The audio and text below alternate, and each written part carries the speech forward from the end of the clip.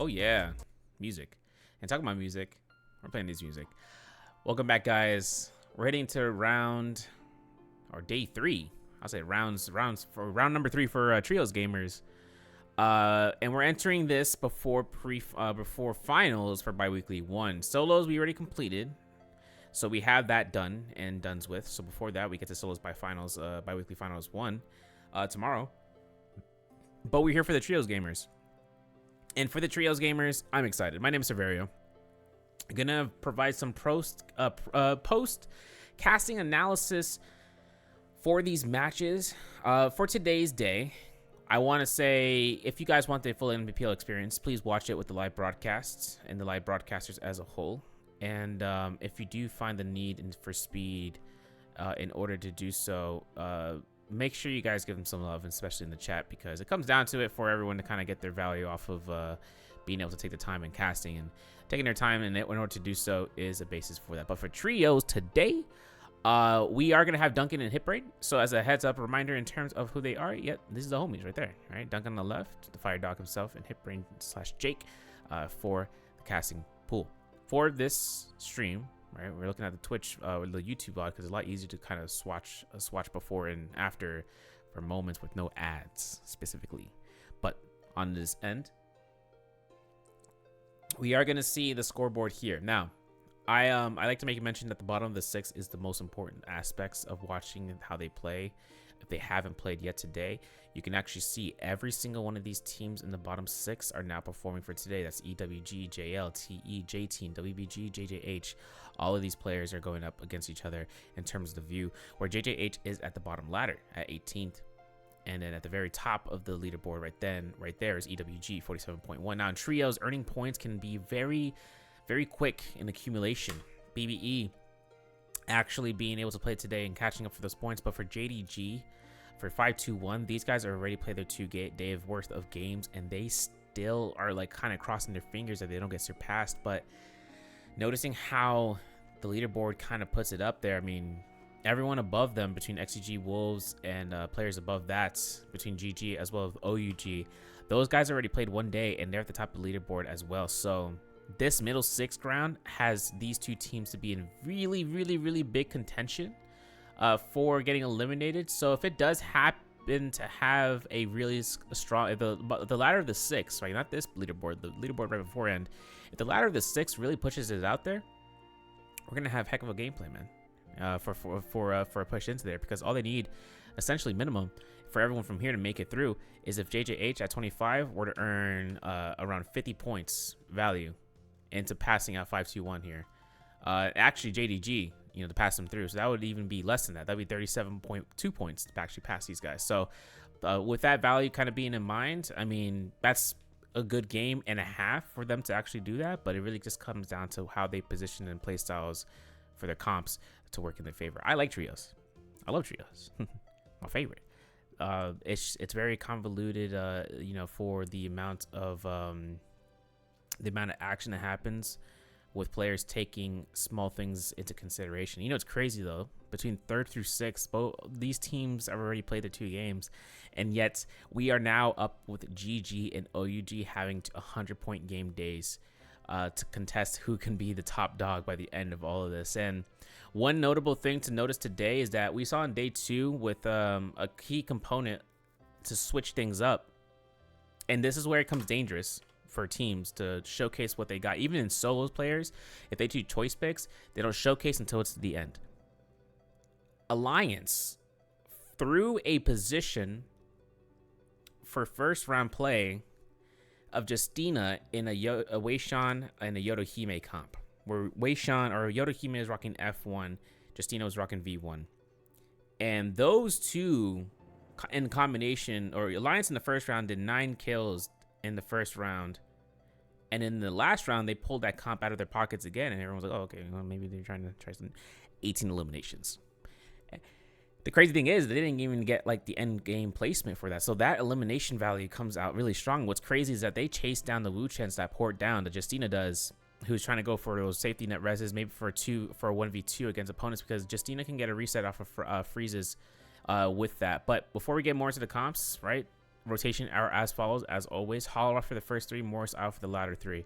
We're going to have sunny, cloudy, sunny, dusk, night, dusk, meaning that the first 3 maps have no fireflies whatsoever, but for firefly cages, and as well as for some certain stashes / secret rooms like the Yushan Ruins, that will come to the benefit of players to look that out for the Hollow maps. But with that being said, Justina can really kind of lock down players if they're in groupings, because with V1 she gets reset. She doesn't get a consumable dash. She can actually consume a dash for free, but she needs to confirm a double hit from a dash, so that's the biggest base. And also she comes with a 15% attack buff if she hits 2 targets, not at the same time, but like if she hits 2 targets separately, right, like in terms of like she hits one and she hits a second person, boom, that's it. She's at max stacks for the attack buff of 10% on top of the base 5% that she gets just from activating ult, with a 15% attack buff just like that for the 30-second duration for that ultimate, or unless she cancels it early, which usually they would if they need to get their combo breaker for the F2 as it comes out. But it really does come down to the bottom of the teams.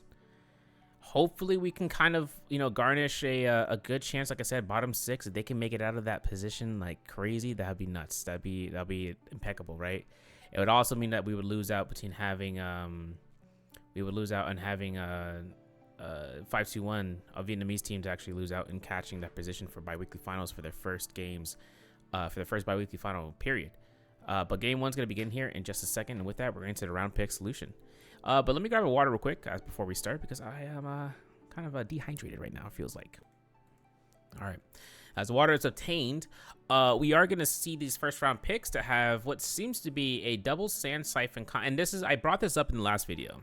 Sand Siphon comp has a hybrid choice now. With instead of Ziping, you can choose Kurumi. And this is where it gets kind of funky, because then this also opens up second round solutions to be choosing these 2 characters at the expense of a +1 point. If you're unaware about how the first round, second round, third round selection works, out of the 12 players, 12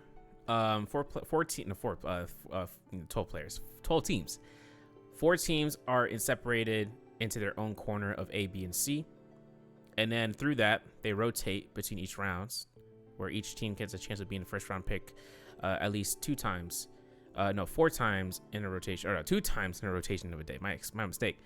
And this actually consumes no hero points for the first round, because they'll actually be the first ones to choose. Now, if these 2 heroes, for instance, since you see Tamolch, Takeda, you know, both of these characters to be chosen twice between 2 teams, not a problem. The moment that you see 3 or more, right, where if BBE were to lock in this comp as well with the Sand Siphon with these 2 characters, you're going to see a +1 be arriving onto this corner.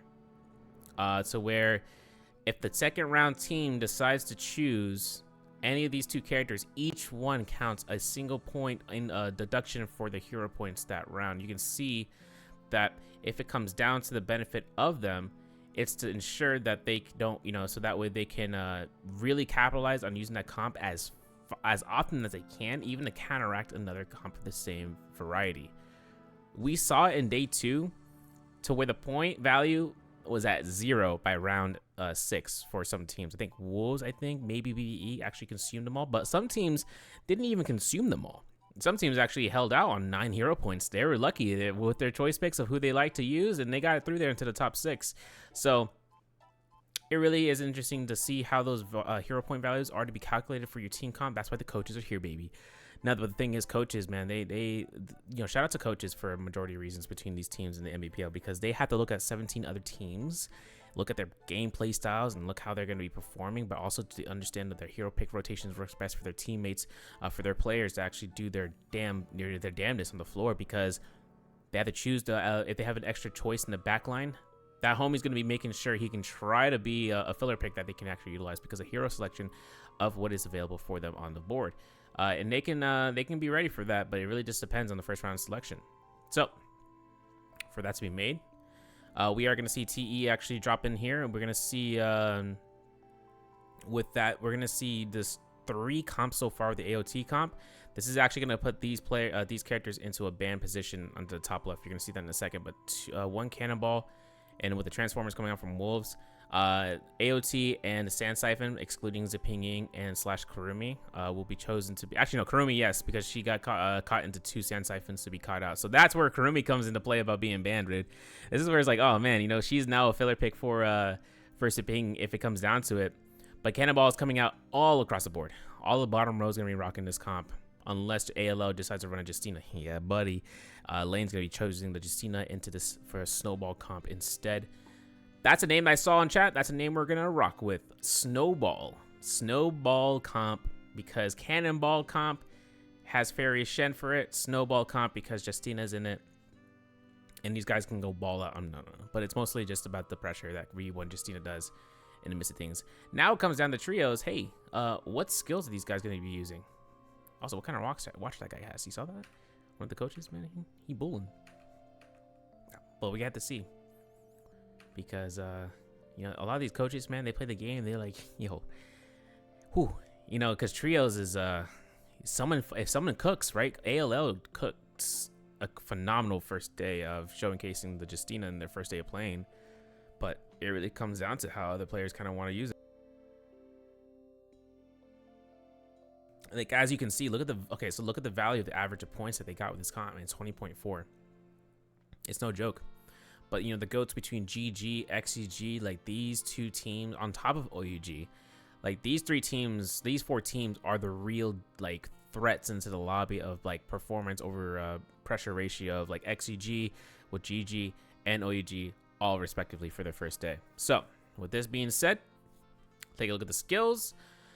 As it comes out here, we are going to see Transformer comp to be the same old for Wolves. And actually not seeing Roishishi here, but it is going to have those players going off. We are, or not Roishishi, Kaibao, I should say. But it's interesting to note, right? We see the V2 Tumultuous as Kazuni standard, V1 F1 as Alliance has done. And then this is going to be a burst AOT comp for the V3 F3 Viper Ning. We were seeing in the past about Tessa being swapped out for Yorihime, but she found her place into this to the Cannonball comp more often than not, propelling her popularity as it spiked through as her release came out to be more of a prevalent choice now for the control factor as well.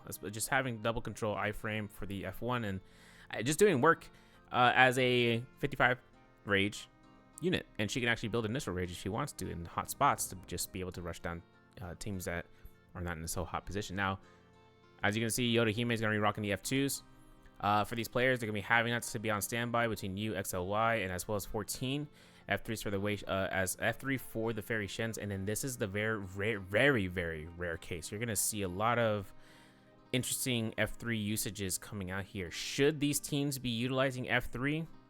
Maybe. I don't think... It's not to say that F3 ain't bad. It's a push, it's a peeler, it's a 22-second cooldown ability. You find yourself a position to knocking someone away if a combo breaker isn't available. Like, for instance, if SS needs to be saved, Xingyu finds the F3, he pushes anyone who's pushing into SS position. And that it depends if Yorihime can't do the same thing. But there's no way into seeing F3 staying because, you know, we saw the Season 12 preview. They're actually combining F3. They're going to remove F3, keep the Terror to be applied for the F2, which is the dash stun. And you can actually see, the reason I'm saying that is because Wei Shan is a crucial pick to get his ultimate off as a saving grace moment. No pun intended with, like, for instance, for Zipping Ying. He uses his F1 to combo break because he's getting pressured out.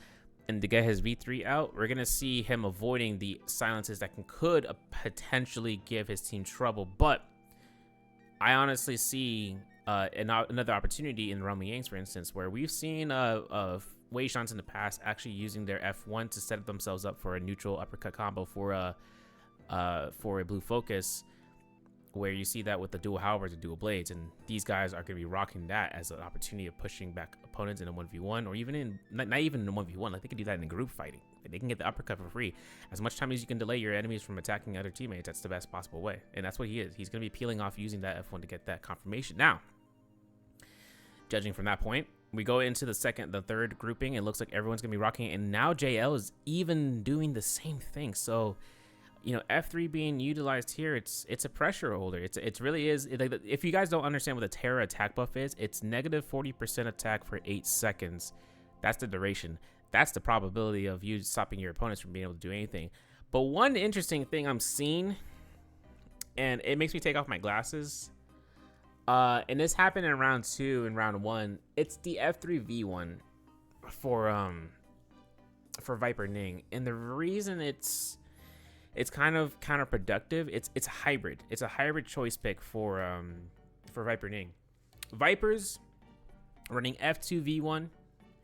They work to confirm the silence for the F1 or for the F2 for the silence, and then they get the guaranteed ultimate because they use their F2, for instance, to silence. And since let's say enemy comp is their own, they silence the Wu Chen.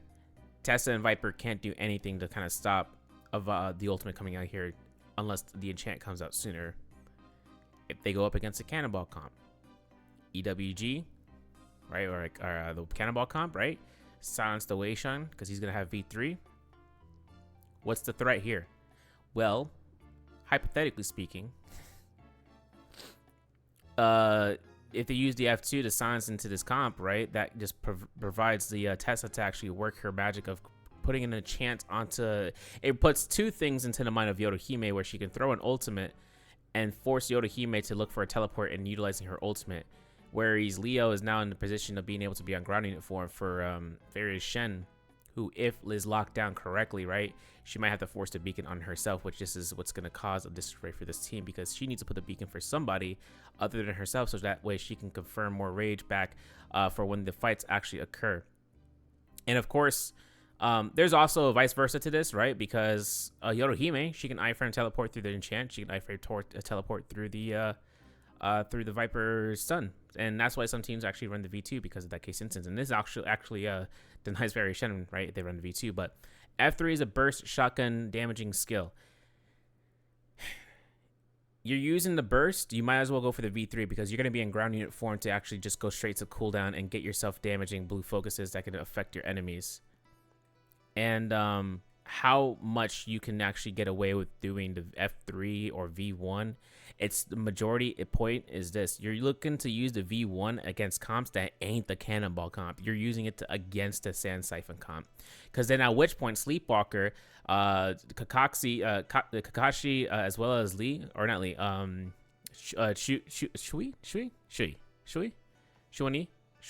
I don't know, from GJJH, they'll have to utilize their F because they need to avoid the sun. And then if they don't avoid the stun, guess who's ready for them afterwards? The enchant from Tessa. Godly would have to burn his he would have to burn his Takeda Fear and Blast if he's allowed, unless Tessa stops him from pushing. And in which case, guess what? Tessa can chase him afterwards. Tessa can chase him down. Moran has to figure out when to time the ult. He might have to force the ult early in the engagement, where it comes down to Han being able to get the stun off, right? He can F3 somebody that can't be healed, but the thing is that the wall or the cleansing circle can be cleanse the debuff anyway. So that's the case scenario. I'm ranting.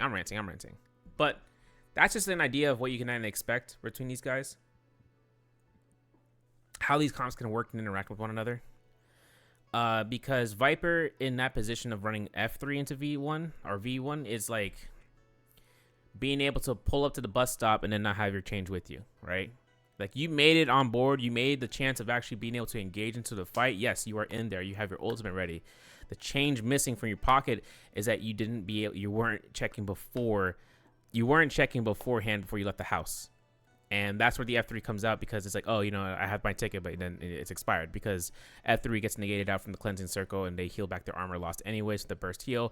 The V1 can be negated out from Takeda Fear and pushes, so that if she doesn't have a silence, which is a 15-second cooldown skill versus a 22-second cooldown skill, by the way, it would be a based one to be utilized. But I digress. Spawns here. Fortress of Kaviani with J Team over towards the Manticore Arena. We are going to see an Into the Dunes spawn between JDG as well as the BBE. We're going to see alliances over by the Serpent's Pass or to the forest and to the northwest. The only Salvation Podium spawns are going to be between EWG and OUG. We're going to see Wolves actually spawning out here over in City Team by themselves. I don't know. Maybe hit into Cinnabar Valley or maybe into the Southwestern Barracks.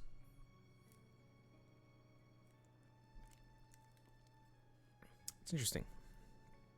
Very interesting. TE spawning over by the Grizzly Rise, and Imperial Village having WBG having FP. I'm not going to say the name. We're going to find out later on because we have GG over there too. But Yushan Ruins is pretty free. So these teams might actually find their way of actually resetting over there if they choose to do so. XCG actually looking for fireflies, or rather spawning surprisingly where fireflies are, but they shouldn't be. Now, Imperial going to have GG over by the Beast Pen. They find a bounty immediately off the rip, and they're going to be hunting out there as soon as they got gear. But over to the Fortress of Kaviani, J-Team, EWG, looking to engage immediately. I think that's a focus slide that actually has, and Lee goes down with that parry. Very nicely done. EWG9 dies to the Clink. Zem might pick up the Soloon to try to keep this going through, and almost getting himself winning into a 1v3 almost, I should say. But I think a missed input there cost him his life. He's looking to try to avoid that F3 or coming out from the pole sword by using the F3 midair to be, you know, immune from that position of being locked into the ground. But J-Team salty resing with XLY, and you know, 14 goes through here, and EWG doesn't need to find a reason to salty res this. They know that they lost the opportunity then and there to salty res by not doing it immediately. But even then, if they lose their teammate in that exchange, he's going to be late to the party, and it's going to be a 2v3. But with that, JL finds eliminations off of Fat Milk from BBE and Roishishi, with VVV actually grabbing that as well for their team. JJH still looking to hunt, finds GG over to this lake, and it looks like Godly is still rocking this around. He's got 24%. He's got you know, F1 here to kind of use in midair if he wants to extend his flight, but he drops down, and the chase comes out between these opponents where Godly gets counter grappled into the sky and gets caught into the uppercut. And I'm not sure what LXM is looking to try to do here, but CJS finds his parry, and coming out from Godly, this is massive for them to come back into this fight. You can see LXM actually rushing right behind this Takeda to try to get himself, but a parry comes out here from Shu, who gets a double hit off of it. Massive chance for an ultimate from CGS, and looking towards this parry as an opportunity comes out for this and chance to really just seal the deal against Shuan. But Shuan is going to be looking for the whisk throw after iframing it with the teleporter, with the F1, I should say. Not going to be enough. CG finds their 3 eliminations just like that. And CGS actually picks up 3 eliminations in consecutive order for himself. So, you know, kill leader position right there. Now, with WBG actually being right nearby to these guys, they haven't lost a life yet. You know, I think they got eliminated early on, but WBG is rocking the Sand Siphon this time with a zipping, and if they can try to find their opponents, they could. Kind of hoping out for it. We're gonna have to see though. XCG 90 HQ rushing to the scene towards the Yushan ruins.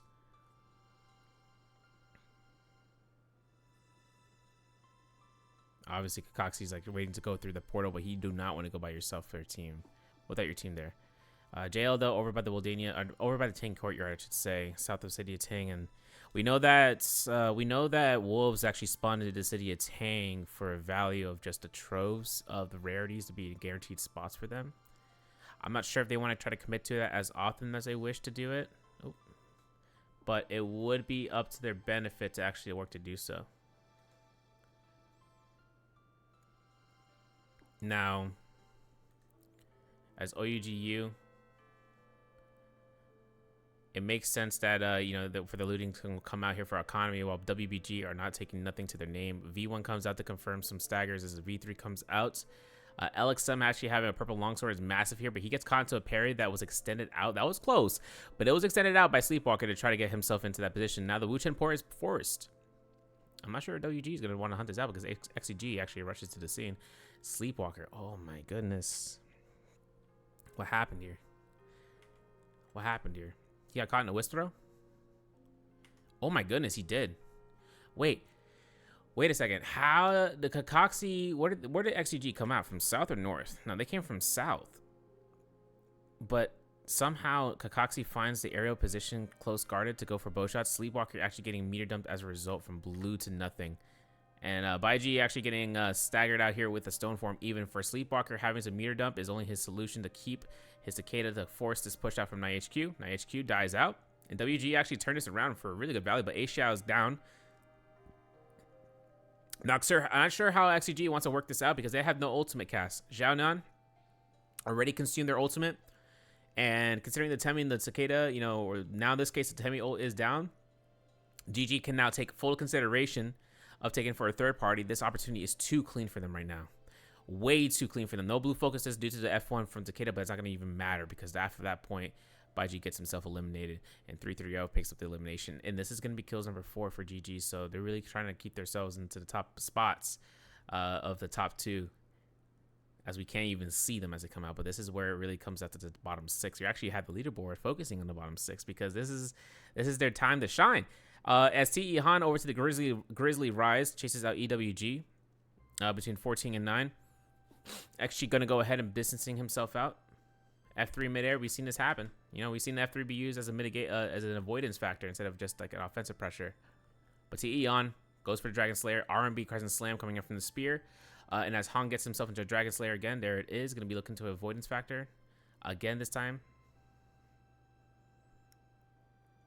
Yeah, T.E. Han finds LYD for the res, and as LYD gets his chance here to go for the res, they will make it happen as EWG will not push this any longer. They invested the Wu Chen ult. They'll look to re-engage because XG's beacon being used is it's kind of a tough put, but, you know, it'll have to be a sense of when they want to try to re-engage that for the safety net. Now, XOY is getting focused out by Alliance over by the Cura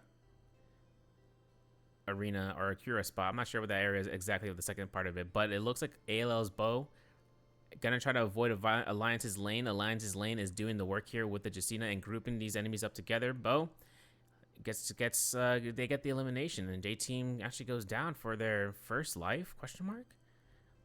No, that's actually it because J Team used their res over by the Fortress of Kaviani, and only that's actually tough. That's actually really tough because Zem was the only one who didn't salty res as he was in that fight. So J Team put themselves in that spot in the first place, unfortunately, with that spawn and spawn in that spot. But it's not the end of the world. Come on. They still have a chance of actually catching through here, but it looks like they're in the middle between the bottom and the top. So they're right there and smack dab in the middle, maybe just a little bit under. But meanwhile, GG. They got the meter dump ready here. CGS actually has V1, but a Temul preemptive here from Kakaxi actually puts the pressure through. And as the F1 comes out, here's the R&Bs.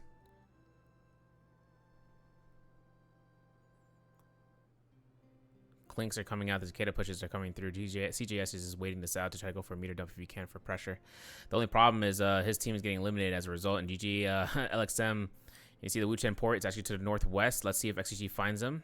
330 can't do anything to stay here for much longer, and XCG might be looking for their demise. And yeah, actually, CGS went for the death here, and I know that 330 does not want to lose any sort of timing here for loot, but it's going to have to be the case. He's going to have to die this out, even though he's putting the pressure off of Xiaonan. It's not going to be enough as the Takeda ult was still active.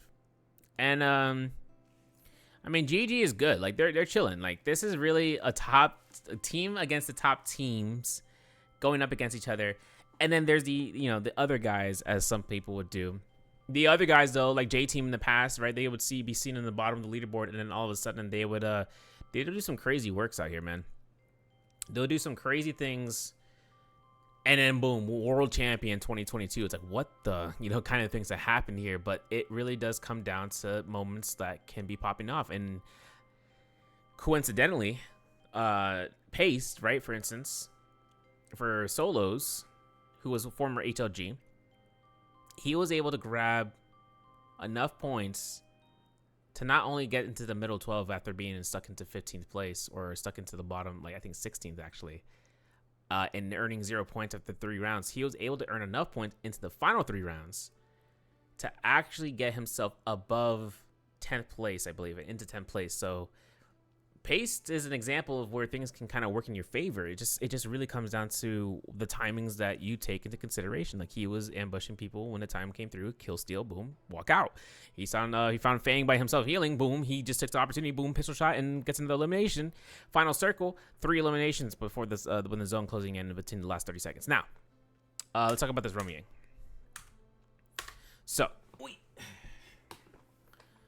So Wolves. Oh my gosh, I forgot. I could do this. This is where it really counts. So we're going to take a look at the Jades real fast. So for EG, we'll take a look at that Jade later, but his melee defense Jade here, this could be a crucial point. Melee resistance. It's going to be head to detach. Wow. Does he have a longsword?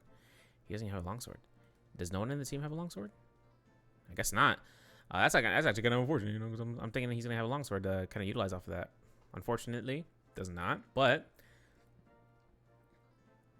they go to the secondary Jade. I think that's a repair roll. Yes, it is. So he's got that on standby. Jade's over here over by Woods ZK. It looks like he's going to be rocking. I think he is also rocking a. How did these guys get 2 Hepta detaches into their team, man? Wait a second. 2 Hepta detaches onto this squad. That's pretty huge. That's actually kind of immense for a build. He's got explosive armor for ZK to utilize a Starfall for Zem here. And over to the Jade selection for that attack Jade. I'm going to take a look into that right quick. It's attack Jade. Melee weapon. No, it's not. Octa Slash.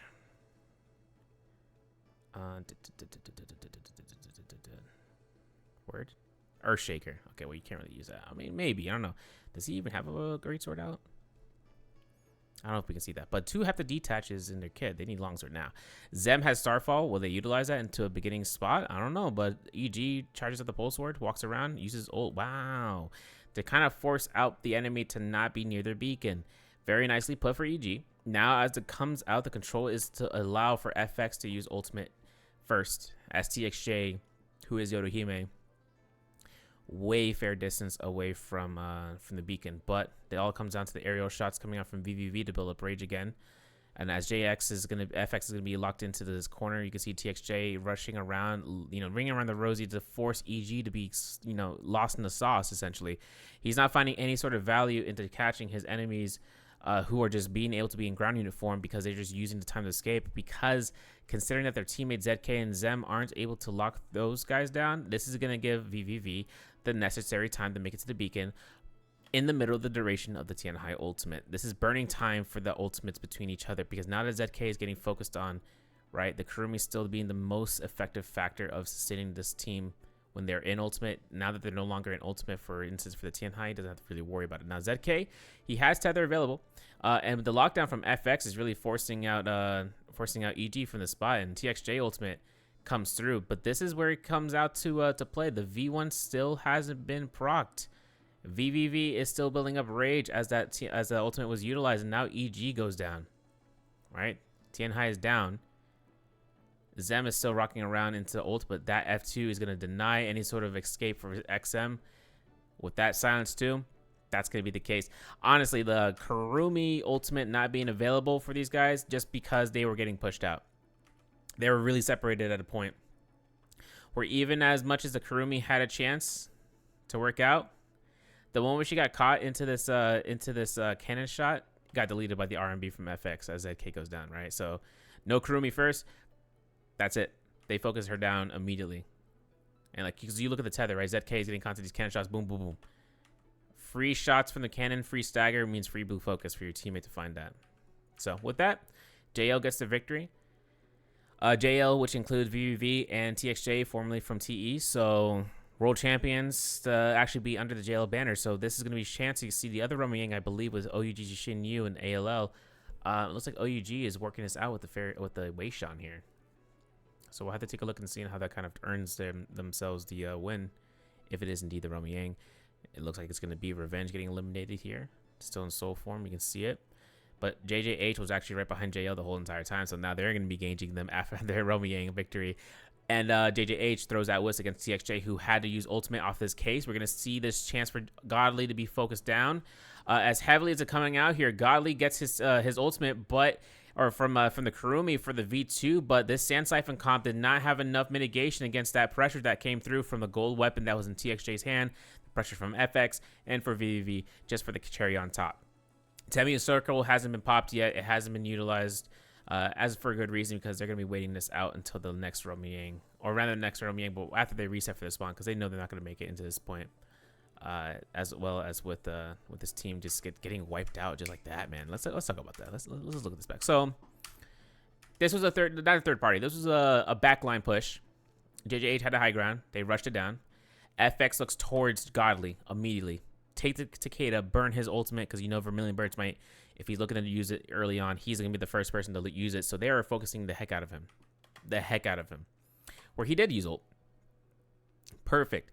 Now TXJ uses his F2 to reposition against the Temi as Chu goes through. But here's where it comes to the kicker. Godly sticks to that spot that he was initially at, and TXJ uses that against him. But that beacon drop denies time from being used to escape. Godly is burning time and being in the animation lock from that knockback. And as such, FX had the time to use ultimate in the middle of that beacon cast, or wild be casted through, so that way he can actually chase out Godly, who now is trying to run for his life, but he is within the radius of that launch and the charge up to the run to launching out towards his enemy. And as Godly gets himself locked down through his corner, even the tether from Moran is not enough. Is there another way to get this quality up? Because this thing is looking kind of grief, and there's no way to fix that. Pange. But as TXJ rushes down Godly, even with the heal circle, even with the Kurumi to be on standby, not enough against a V3, just a V3 Yorihime with a gold weapon. There's nothing to really be done there. FX gets his elimination for it. And these players just really put themselves in the spot where taking the time to reset would have been their best play, best option. But the pressure that reversed, like the reverse Uno card, was that JL was anticipating that as well, and they used every single one of their ultimates due to doing so.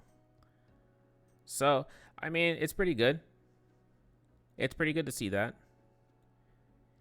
And I think this is really good. It's really good for them to actually get their chance of actually passing that back, for their opponents not to have a chance. And I think if I'm thinking that if they really work towards it, they could end up putting a dent onto the into the leaderboard, because JL, like I said, former TE teammates in that team, really strong marks.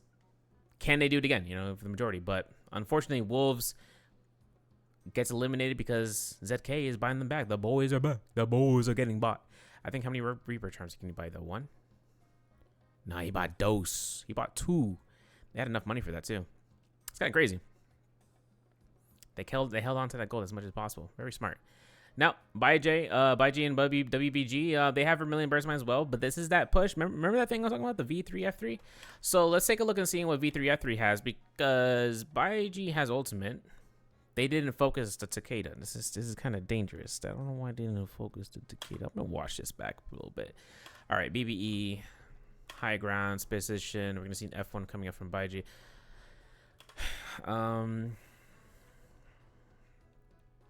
Reishishi clinked, okay. Sleepwalking could take priority off of staggering. F3 missed ByG there when he dodged past, and Tessa Enchant is there. Okay, I can understand why for the V3 to be used in the latter half. I think though that's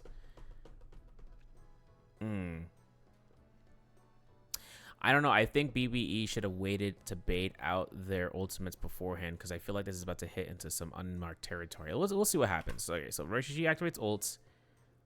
Right? They try to do their best, but a blue focus from that's what griefed them. That's actually what griefed them. So a blue focus came out. You see Sleepwalker uses his ultimate to put the distance between these guys before the V3 tether was activated, and then with that, the ultimate pushes them out. But even then, Iban throws a blue focus to the Takeda, who still had F1 up, and this V3 is not going to do much, because now that ByJ has ultimate, and now he has long, so guess what? Reishishi eliminated if it comes out. But a Dragon War from Bin is a nice surprise, a nice switch up, but ByJ gets horizontals back to back, gets caught to this enchant, has one more Fear and Blast to utilize. Aisha actually goes down here. And as it comes out, that enchant again, though, just denies it. And Aishao trying to survive. And the Vermilion Burst Might is still for 50 seconds. So for WBG, this is going to be a GG for this first fight between these two. But that's going to be it. All right. Let's break that down, actually. So Sleepwalker gets into the sky. He uses his F1. So he has no way of denying the enchant that comes out from Tessa. So that's a problem number one, right? And it's also guarantees that Reishishi, if he ever had the V3, but he rushes in, throws a wisp in a direction, catches a horizontal against Reishishi, and then Reishishi actually able to F3 Sleepwalker, who now gets shotgunned and loses like a good portion of his blue armor. Now, as Sleepwalker gets caught into this enchant, he intervenes the opportunity for anyone to push by pouring out an ultimate coincidentally right before the Viper ultimate. And sometimes if you're in a spot as a Temi, you would use your ultimate near to the end of the duration before the enchant pops, because then that eliminates the energy to be gained. You'll still be disenchanted if you get caught into a... you'll still lose the enchant if you lose the HP bar that comes from the enchant bar. But the end of the day is that you use your ultimate later, so that way you can get as much capitalization for no energy for these guys to actually come into your circle, because they'll take so much time that they're stuck in your circle by the point that they reach you, which is good. But Sleepwalker gets eliminated the moment that the enchant pops. You can look at him. He's trying to disenchant. Look what happens here. Fat Milk. He doesn't slap that. Iben actually, you know what's crazy? Ironically, Iben finds the R&B that smacks Sleepwalker, but you can see Roy Shishi charging up the dual Howard's R&B and goes after Sleepwalker into the backline and confirms the kill, because Sleepwalker has FE. I think it might have been up, but even then the V3 and the enchant, that was all that sealed the deal there too. So that moment is where the ultimate doesn't really work out, because the UBG walk outside of the ultimate. Right? They're looking for kill confirmations. I don't know why. TBH. They had an ultimate here for another, what, 5 seconds? 3 seconds for them to push back and to heal. And you know, the crazy part about this too is Ashao had ultimate here for V2. So either Ashao didn't have it in the beginning of the fight. Let's take a look in the scene. No, he's had it. He had it the whole time. Maybe there was a miscommunication. Guys, I don't know what happened here. Because he should have popped it right then and there, right there. That would have been a perfect opportunity for him to do so. And then, you know, looking towards it. Maybe it's value for the rage, right? Maybe they're looking to try to see, and maybe we don't need to do this because you have a million birds might. But honestly, though, BBE came out on top here in this fight. So that's all that kind of counts for those extra kill eliminations. And, you know, with that, they lose out. The WDG loses out as they look to try to res. And it's crazy to think, though, that the rage builds coming out from Roy Shishi working its magic, bro. My man got his ultimate back up.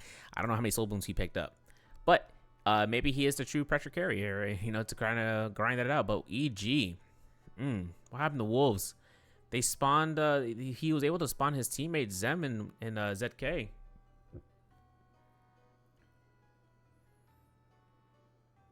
What happened here? Where are his teammates?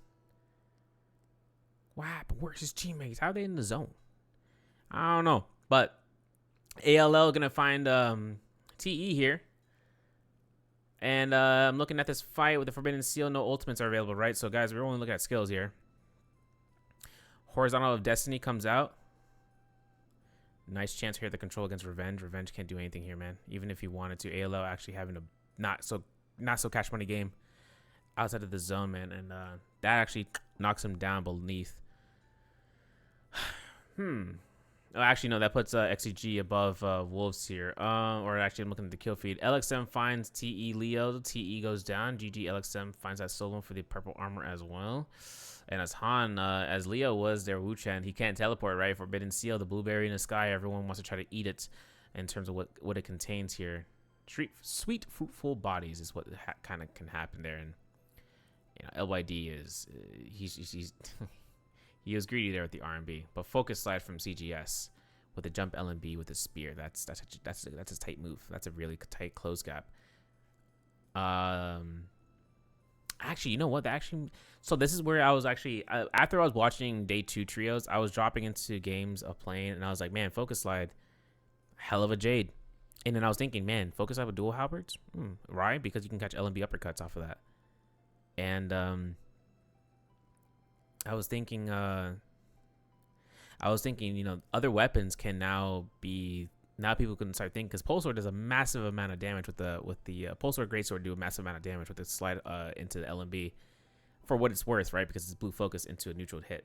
But the other thing about it is that you can use other weapons to extend staggers, question mark, for what it's worth, because dual blades and dual halberds have the opportunity of doing the slide LMB into the RMB for this, you know, hit that comes out. So if they use that, right, that gives their team pressure to use a free blue focus of an actual full charge 1.0 while that timing comes out here. Instead of using as a neutral damage skill or ability to use it, it'll be more so just more about catching the timing for the stagger. But I'm looking at Wolves. I'm like, y'all rezzing in the zone like this? How could you do that? Yeah, I understand you're trying to get the teammate. I'm not sure how close they are in the zone, but I hope it's not too far. OUG inside the Roman Yang. Oop, Jades. I'm not gonna check these consumables. I'd rather be surprised about those consumables. I like to see the gold ones because gold ones kind of make or break a fight. It looks like this one is gonna be a as we're listening to Dragon Tooth Island. Universal Slash, excuse me. And there's these consumable type J's are just being hold on. Maybe that's Assault Smolder. Is that Assault Smolder? Where's Assault Smolder? Whoa. Did I miss Assault Smolder in my pictures? Nope, no, there it is. No, that's not Assault Smolder. We'll have to see. Could be a Gecko for all I know. No, but anyways, back into this fight, OUG versus JL. Now, Gold Pole Sword and use his hand, so he throws a preemptive F2. You see this. Oh, man, you see this F3 being used by FX so effectively. Actually, I'm gonna miss it. I used F3 nonchalantly as a way because I was looking at people trying to use it for neutral uppercuts and everything. But it's also just a great peel because the jump F, you start close gapping to somebody immediately in your vicinity, which is really strong. So that's where it kind of comes out here. F2, look at the damage it's not doing with the gold weapon. It's like 300 damage. And 300 damage worthwhile for the effort. Scale Rush comes out here. Holds the horizontals. Scale Rush comes out again. Nice Rampage coming out here. But of course, there's a Dragon Warrior. Might be forcing out TXJ's ultimate as Yu goes ahead and forces it again. This time, though, OUG Yu uses his Weishan ultimate. Now it's a battle between the Titans as well as with the beacons. And there is Yu getting into the beacon so quickly to force OUG's S's position to be bombarded with cannon shots. TXJ goes down. Yu finds the high ground. He finds VVV. He misses the shot. He's going for those midair cannon shots. He's hitting VVV back to back. VVV is like, yo, protect me, please. But Yu just holds his ground and switches targets straight across, and he finds that angle. I know for a fact any other player would be like, bro, I would have hit the pillar, and that might happen the case, but Yu actually deforms from this mech as SS goes down. Now it's going to be a 1v2 between these two. F2 was kind of griefed there, but jabbing to be revealed off of VVV. This sucks for VVV. But that focus slide confirms his stagger. I know UG is hyping the hell out of it because Gold Hog Sword picked out. Now we're gonna review this Roman Yang fight. This is why this analysis was made. This is what it is bred for. I love topics in the chat though about this or in the comments. So here comes the train, right? Yu goes to the sky, and while FX is while they're going for aerial hits and they're avoiding people, they hold R&B to hold blue focus. He avoids TXJ, and as the F3 comes out, uses F2, focus slides, tries to reinitiate against FX, and now the beacon drop comes out. Now VVV drops the beacon, OUGSS there, and he's in the middle of all this action. He hasn't used beacon himself. This forces him to get staggered, in which case doesn't use his ultimate yet because his team came to support, but once his Rampage hit from TXJ from the backline, and how FX was really trying to lock into you had to use ultimate here. And these guys were lined up for him. Like, no problem with these. As this dodge comes out, Yu tries to force himself in a spot where he can actually force Yodohime to look at me. And Yu is actually seeing TXJ focus him, right? He's trying to focus out where the Fairy Shen was, having to use a slash in the direction maybe he's not looking towards. But VVV, late to the party, as FX Yu grabs into the beacon, right? VVV is now in a spot of or not FX. Yu gets into the beacon, and VVV is now going to be caught out here as the late beacon user, and then you can see Yu gets the elimination of TXJ in the backline. Like, just watch this, right? Cannon shot confirmed as TXJ is in midair and using the F2. That cannon shot was so easy for him to initially, being at this distance where TXJ was not anticipating that, and for that. Yu has now the team at the 3-2 advantage, and tries to lock down VVV, who's in F3 state that does deny any sort of skill. And for everything coming out from Yu here, phenomenal play for him. Not only as the Yodohime to try to coerce the fight into the grounds of using ultimate, but not backing down in the face of danger with using the F2. as a tactic and then just repositioning and then using the focus slide, but also to like have that ultimate and like in the spot where everyone's trying to contort to the lowest health target and then catching this dub for their team. I mean, phenomenal play, OUG. You know, we take those. The beacon drops and everything to be delayed is one thing, but also to be used late. That's where if the second person to ult loses. Some cases, most cases, if done right. But I digress. XEG going back over to this region.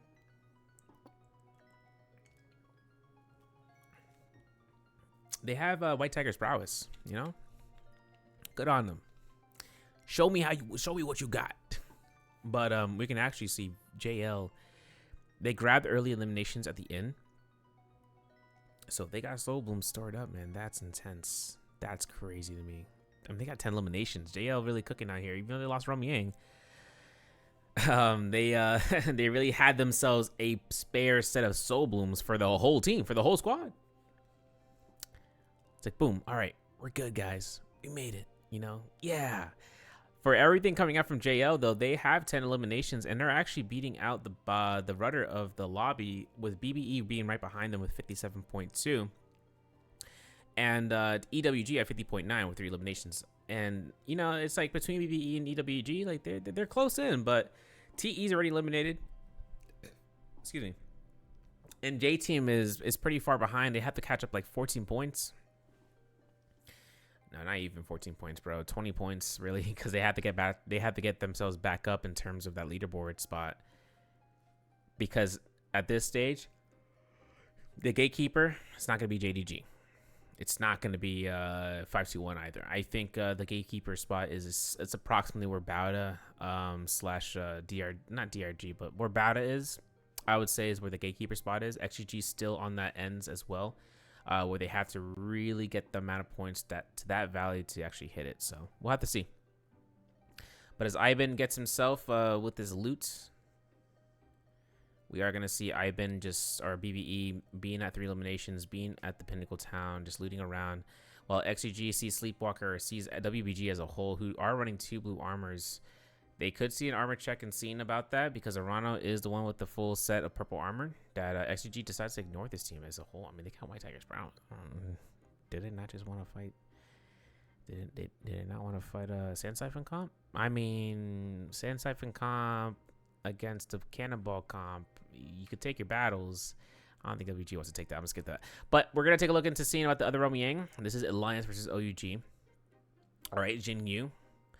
Not caught out to actually use his ultimate, but Lane, oh my goodness. Take away the Justina and the world is yours, right? But, you know, Lane finds a dash amidst all that chaos. But, of course, Jin Yu finds the elimination with that chase. And the Yu, obviously onto Bo's body, is going for those V3 slashes to confirm it. And then Bo looks to scare, or Yu looks to scare rush straight towards this, towards his cannon mode to be engaged. And Bo goes down. And as Yu looks towards this area, get into high ground position again, like you've seen him use this swarm mode, puts him in the spot of putting revenge in his place for his team to look towards and getting staggers. I like how he delays the cannon shot because he knows he doesn't want to grief his teammate. Very nicely done. And that was the first Romy Yang, by the way, against Alliance. So that was a first case scenario. We witnessed live the second case round, and that's how it's going to be. That's how it's going to play. And they start running these Jades as a whole. I mean, Focus Light off of View is doing workout here. And of course, you know, if it comes down to OUG to compete against GG here, this is the reason why, because of gear difference. I'm not even gonna look at the GG Jades as a whole. I mean, they actually grabbed the new Jade. Hold on. Not Hepta. That might be a Sweet Baby. I don't know. Let me see. All right, I don't think that's that. It's not. Okay, Phoenix Blast. Wow. These guys have Phoenix Blast Hepta, bro.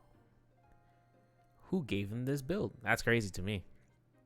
This is going to be massive for LXM. He also has another attack Jade, which I'm not mistaken was the... that attack Jade was, if I'm not mistaken... Nah, it can't be. Is it Universal Slash? No, it's a 3 symbol thing. Back to the top. What? Soul Slash. Yeah. That Phoenix Blast is going to be the main usage, though. Shout out to Flu Island. So that's really huge for GG to actually have in their primary slot for LXM, for instance, and that's free animation lock for them too, so they can use that. Now, contesting the Morris Blessing here for the gold armor, TXJ is using his F2 to. So okay, a lot of people don't know this. F1 or F2, it can deny range shots that are light projectiles.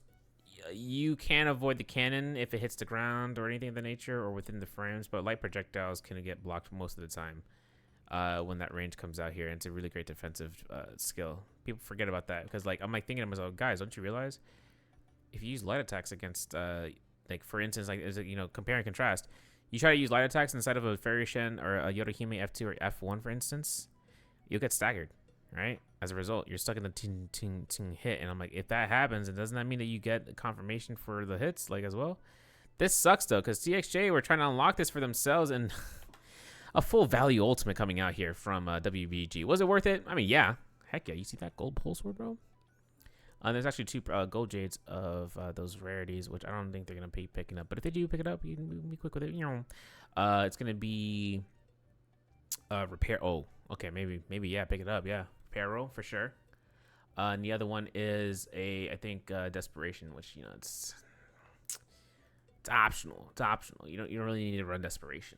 Soul release maybe, yeah, but desperation. I mean, if you're under 50% HP, you're already dead anyways. In trios. Unless you're a really hyper carry that you're able to run, ballistic mode and kill everything in sight. But that repair roll definitely going to be working magic for the range shots and poking out. So yeah, they'll pick it up.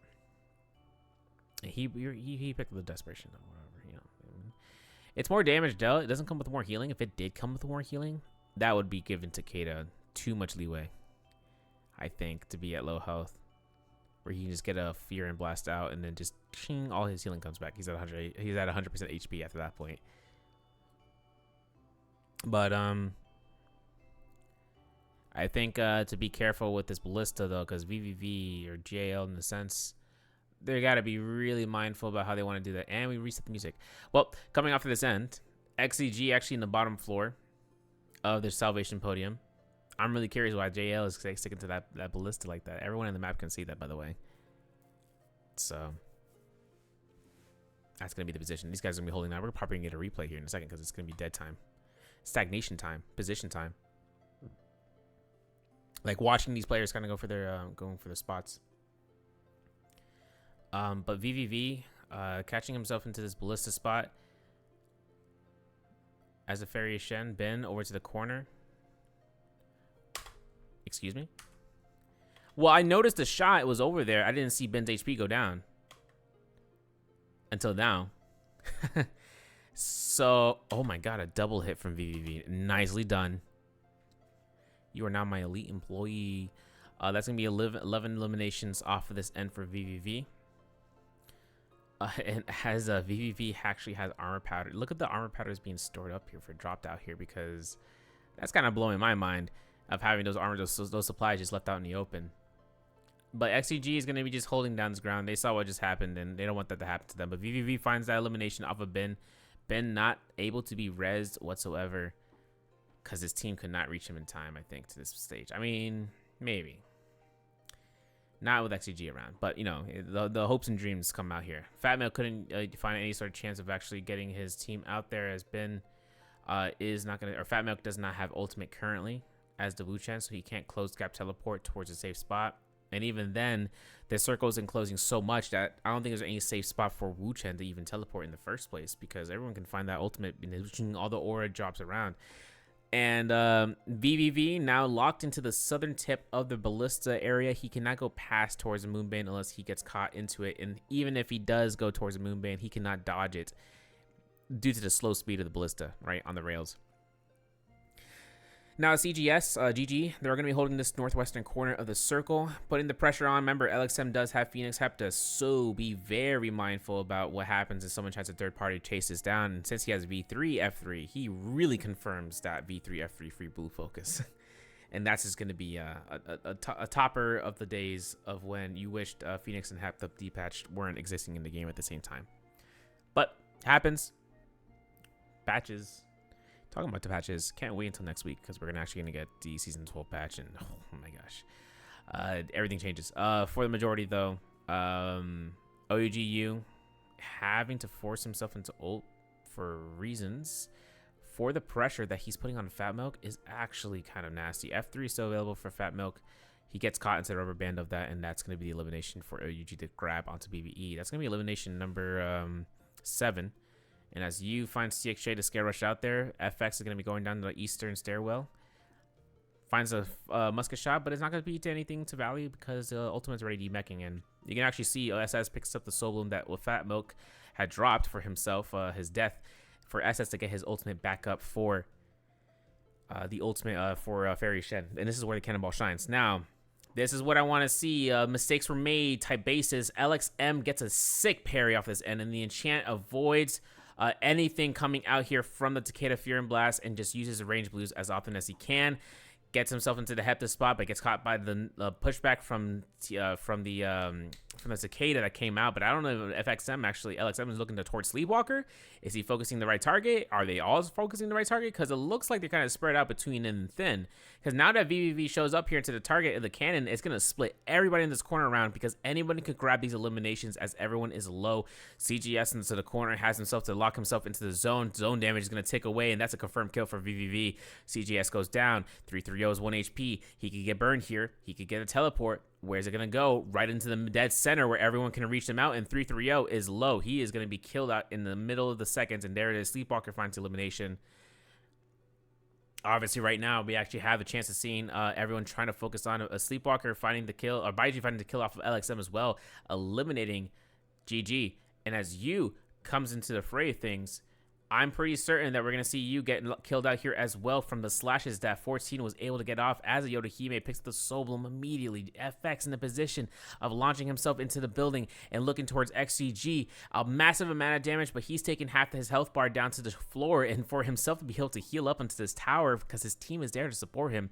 That's the type of moral support I need for my team. Can I get that? But we're going to have to wonder if XCG will be found out for cannon shots because XCG 9HQ is shooting those upwards. BBE's Roy Shishi looking to try to Dragon like Might if he can to catch some out and putting someone out of position that they would rather not be in, but locking out any range shots. Godly finds a kill off of EWG's XG. While XG goes down, I do see TXJ has ultimate up again. He's got a gold fan. He's ready to rumble if anything gets dangerous. Cannon shots towards XG to the west side of the circle. These are not going to stop. These fights are not going to stop. And we're going to have wind spout to be launched out here between IHQ and whatnot. And a Dragon War from Xiaonan to actually catch TXJ, who had just the perfect amount of time before the F2 was up again. But TXJ gets caught into this semicircle. Not too hot. Uses his ultimate. Might be using delayed slashes here to push out any enemies who are trying to rush back in here. But of course, another thing that he's kind of having to be worried about is his team getting pressured out, because he has no other pressure for his ultimate. Now, VVV sees FX low, can't locate him to put the peel off. The V3F is going to kill FX as is coming through. VVV is the next one on the chopping block when the ultimate ends out here for the Fairy Shen for his own ultimate, because that's the case scenario. That's a bad luck scenario. But Baiji, JJH is godly, finds himself a Hepta in the Phoenix Blast, most likely off of the bodies that we saw from Team GG. That he was able to snag, and the cannon shots are confirmed for the using the Fear and Blast. You can see this to be used in plays back to back, and JJH's Godly gets his chances here to charge up a Phoenix Blast, gets a parry, nicely done against Baiji. Baiji have to be locked down here, as you saw that preemptive ult cast from Shuwon, who found the value off of that ultimate is huge, because even at this end stage for a confirmation kill like a Takeda, it's massive. And it's crazy too to think that Baiji wasn't at ult, but he, if he was, that's even the better play, because you're pushing someone out from the realm of things to fight this out. So, well, that comes out. TXJ finds Shinyu. RB comes out here. There's Hepta detach. That animation lock kills out TJX, and this is gonna be top 3 versus 2 here. VVV gets caught through. Hepta detach. It was just the cherry on top, and JL. 16 kill eliminations, finally gets eliminated out here. They were the kill leaders of this lobby, but BBE Roishi just they'll give them the kill, right? But they're just gonna look for range shots if they can, and that's gonna be Roishi not giving JJH that elimination, which was elimination number, what was that, 5, 7? Yeah, it's 4. No, they had 7. But MVPs that round were JL. Yeah, JL with it. Yeah, buddy. You know, the boys. And their stat line is pretty good across the board. I mean, 28k damage is for a Fairy Shen is for a Fairy Shen. That's not even the Yodohime, right? Yodohime usually is a case scenario, but VVV grabs the damage as crazy as can be. We're gonna take a look and see this MVP because, gosh, man, really something for these guys up at the stat line. And actually, where's MVP? Come on, there we go. We're gonna go back to the stat line beforehand. Yeah, skills and ultimates. So I guess his ultimate really does do that, huh? Does it really comes out? Wait, does he really just farm the stat damage from his? Nah, there's no way, right? Ain't no fucking way. Ballista though is gonna be his second most dealt range weapon, as he was using that in the Salvation Podium as a majority of times. But for him to have jabbing, Benthic Descent, and that Rampage, like these are all really good Jades for him to have. Benthic Descent to keep his team under pressure of releasing free blue focuses, Rampage because it goes into purple focus and quick movement, and it's faster blue focus actually. Jabbing just because it's jabbing. If someone catches a stagger, he can release all that damage out of a LMB blue focus just like that in a single moment. So using that to his advantage as well would be idealistic. And then melee resistance Jades as well. To come off, but stat lines, of course, my favorite. Okay, so apparently they're not going to give me the day game. That's okay. But J team only were earning 3 points this round, right? Now they're at the bottom of the 18. JJH picks up actually first place there too in that last round. 38.8 total, 41.8 for TE so far, 42.2 for WBG, EWG at 14 to 53.6, and 61.5 for BBE in the 13th place. So that's the basis of it. And while that comes out here, Gatekeeper JDG, 62.1. What's the value between them? 0.6. That's 0.6. BBE is closing in there with those extra games, and EWG as well. So it should be noted to be that value. 69 for JL, very nice. 71.2 for Alliance. They got eliminated early with that comp. So this is where like succeed twice or succeed once or twice and then fail once, and everyone says it doesn't work because it's a 66.7% success rate. And that's where it comes out. But they can have the comp to come back again unless we start seeing the comp from other players, from other teams. Like I said, V3, F3, we were seeing it once and then twice and then 3 times, and then now all of a sudden everyone wants to run the Viper F3 V3. It's kind of crazy. And and of course it's kind of a basis for that, where a lot of these players can copy and paste each other if they do stuff early on that works phenomenally well. But that's just because it works better than if it works better than the previous process. That's what they're gonna roll off of. And then with it, XUG 88.6, DRG, FPX, KLA. They're not playing today, but the top two are. And then 9.3 versus a 10.6 between GG and OUG. And with that, OUG takes their mantle based off of kills, I'm assuming, between the two teams. So for them to be tied and catching that through, that should be a good chance, man. I'm gonna take a look in the scene about the I don't know, not the highlights, but with round 2 and hitting sunny or hitting cloudy, we are gonna exit sunny side and enter into that. So give me 1 second to get that loaded up. And we are back here for round 2. Just to go over into scene about where players are going to stand into cloudy Holoroth. I mean, values of round 1 kind of came through to where, JL doing what they do best, becoming MVPs. But more, surprisingly though, they did start in the bottom of the rung of the bottom half of scores. So for them to get a 16-point game, 16 kill game, if I'm not mistaken, to kind of go off and go crazy and go brazy, it is a good chance of seeing them try to do it again, because right now they have Sand Siphon pick into their hands. It's an automatic first draft pick, and you're gonna see Zip Pick. Oh my god, this is what I was fearing about. 2 Kurumis, 2 Zip Pickings, because then this allows for second round comp to actually choose the same Sand Siphon, but only expending 2 points instead of 3.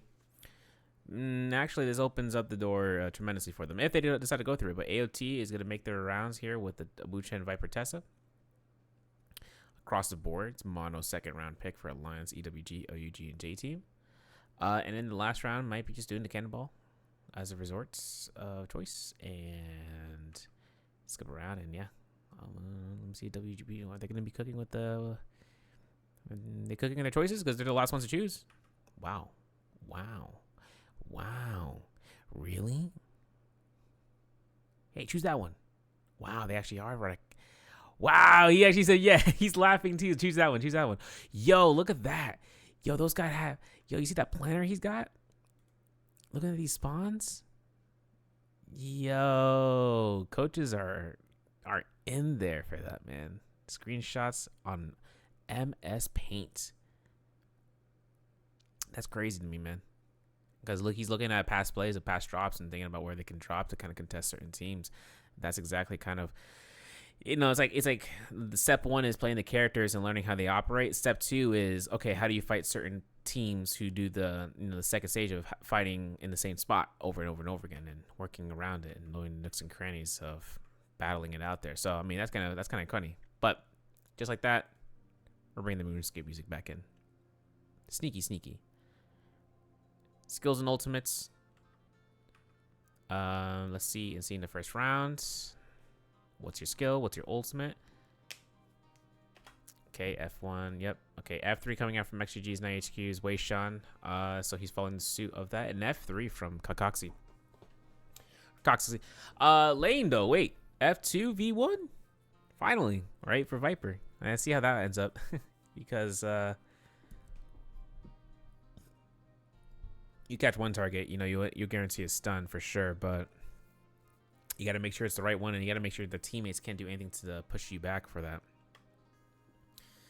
But second round choices coming in. Let's take a look and see. It is going to be an F3 V3 for the Burst J team for the Viper. OUG rocking the same build as well with WBG actually copy and paste off of XGG except for the Justina.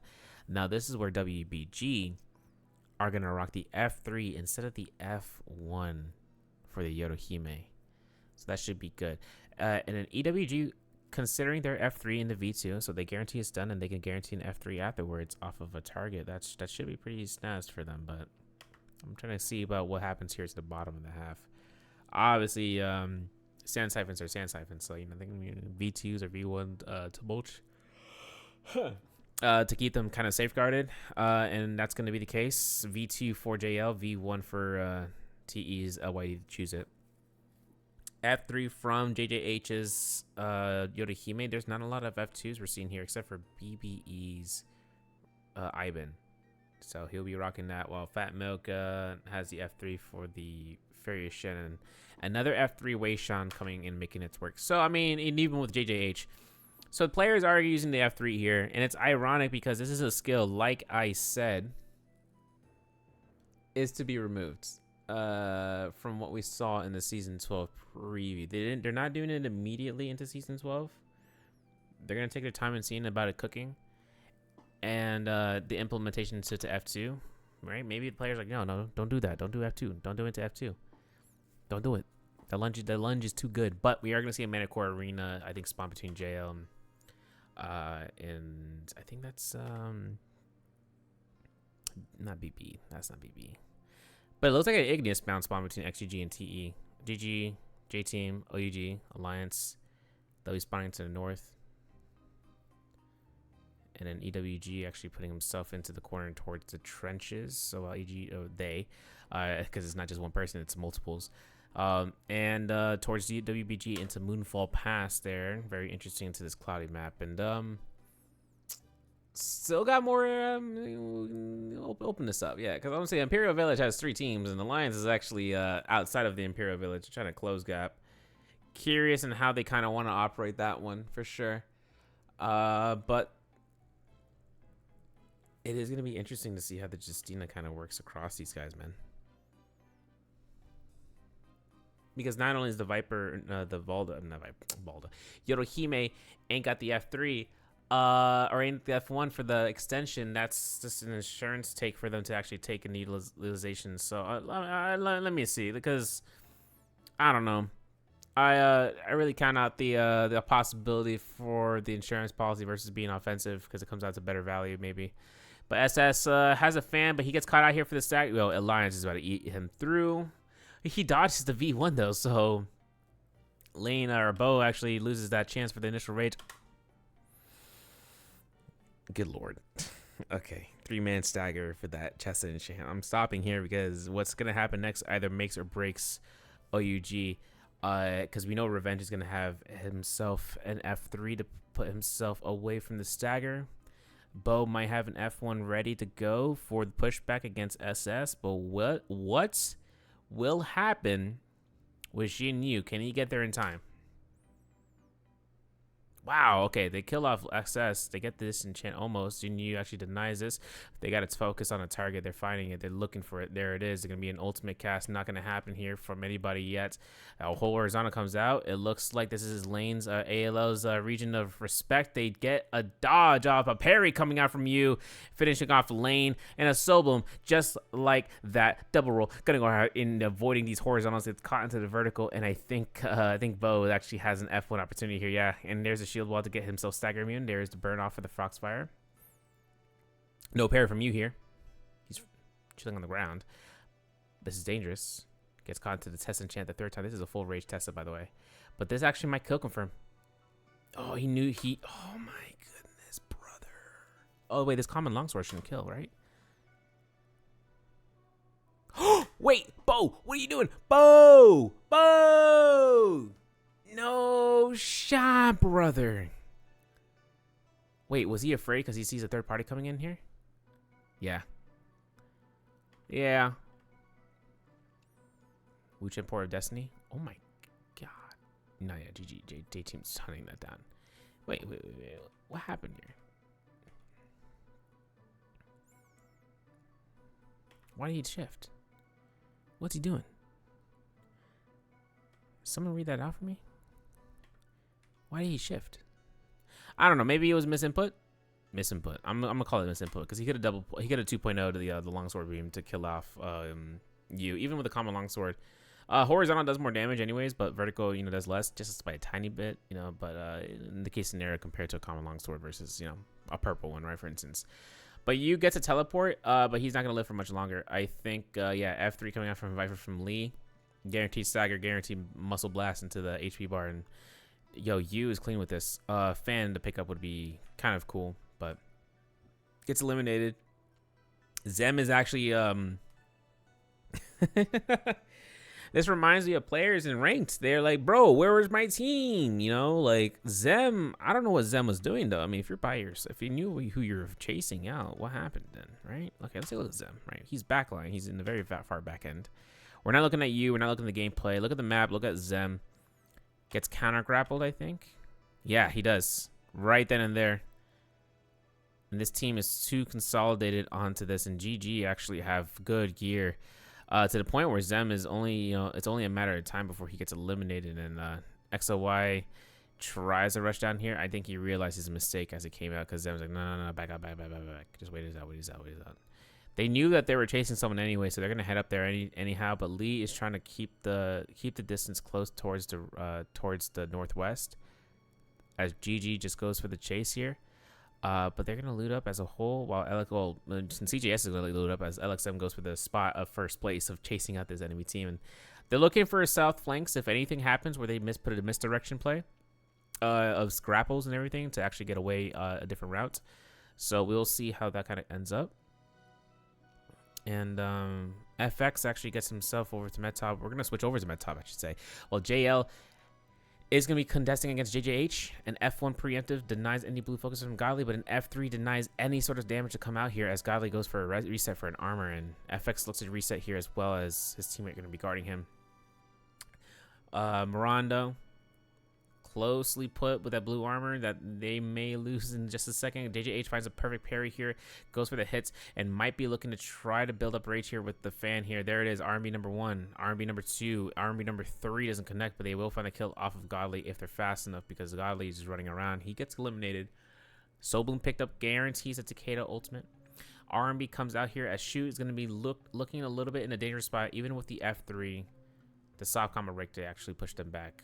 Moran's gonna be the last focal point into this point to be pushed away from his beacon as it came out. Nice chances here for JL to make their marks into Metop. Now, over in the northwest of City of Tang, near to Cinnabar Valley, Sleepwalker, this is going to be WG playing their Justina game for the first time for the Snowball comp. We saw Lions try to bring it into the first round. It did not work out so much for eliminations, but Sleepwalker locked into that Moonbane. Not what he's looking at and enjoying, but he does get dash resets back to back as he picks up the Soul Bloom.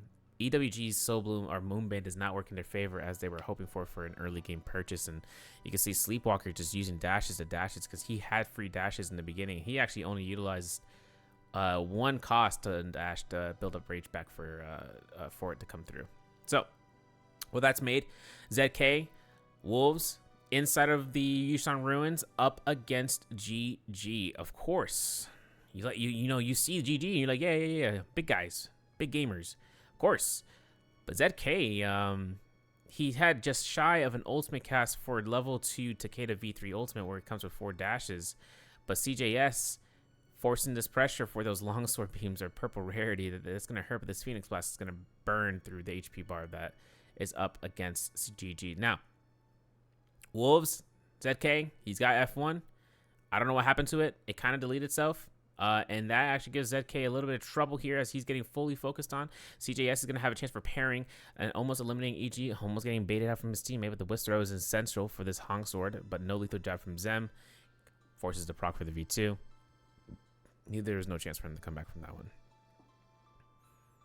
You know, just like going to the Wizard's Tower, you know, these guys are just climbing up higher and higher and trying to get to the demon that is the first place position. But they're contesting it and they got it. OUG is right behind them with 3 eliminations because they're just trying to run the quest line, bro. Okay, no more RuneScape references.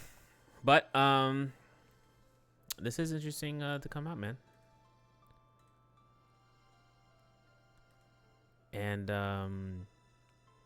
it just comes down towards, you know, those last second plays. I mean, the Jades are a huge selection to that pool too. So for Wolves actually to lose that Phoenix Blast, if they lost it, because if they died and respawned with it, then that's huge. But, you know, depends if ZK dropped his unnecessary Jades for it.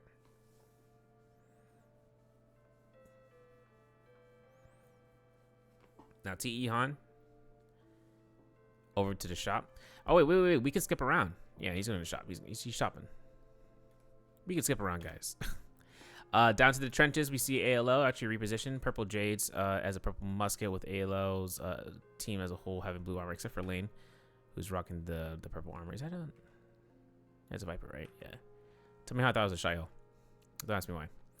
Yeah, talking about Shael, she actually won't be showing up as often as Lei. I think teams are just going to be waiting this out. They really need to pull her out for some plays that they'll reveal it into the latter half of the games. XCG Jianan, though, has a Moonbane Charm ready to go here as TE is going to get ambushed through. The anticipation here to push them into the northeast could be the play. It might most definitely will be, as Han getting singled out here to be at the back line, but XCG backs off as this chase was not successful. The Moonbane was not successful, and they actually notify any other players around them in the region that there is a team here. Now, no Moonbanes. Morris Blessing is right nearby, so I don't know if XCG just wanted to reposition themselves back to a Rummy Yang or if they want to contest just some distance away from their own Moonbane. Nope, they're going straight to the realm to the western side near the north of Camel's Hump. And Mystic Might is what the Morris Blessing has to offer. So for everyone either entering the Rummy Yang or heading into the Morris Blessing region, Lane or ALO as a resolve over by the Altar of Tranquility, as you can see, they could decide to go for Mystic Might here. More so the Morris Blessing, because Rummy Yangs, they can always be contested. Players can always get better builds. If you don't have the best, they probably got better. So you don't want to lose out in trying to rush a Rummy Yang with not the necessary gear to actually contest towards it, rather than trying to just use what you got to hit a Morris Blessing where everything is open field for open chance for everyone else around it. So, as that goes through, Rummy Yang, Sleepwalker, WBG, ooh, Jades, and Weapons, my favorite. All right, if I'm not mistaken, that's not Hepta, right? No, it's not. It's not Hepta. That's actually, that's one of the martial artists Jades. Yeah, it's going to be Octa/Blade is available for the second Jade. And then, what is that?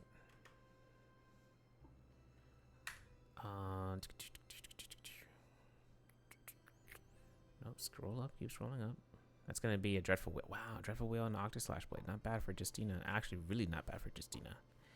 But he's not even wielding any of those weapons. He's wielding a spear, which is good. It's okay. I'm okay with that. I'm okay with that. But we are going to see those 2 Jades in his pocket. So whether they find a dagger or not, for Dreadful Whale. But we'll see. Bow shot to the bow shot. Sleepwalker coming out here to play. And of course, Asia going to be the one who is the lowest damage and, the one who got hit the most. Now WBG Sabaiji finds it. Beautiful ultimate from Sleepwalker there. To push back, right? And Kakaxi actually gets saved by the bell. But I think Sleepwalker's looking for a freeze here.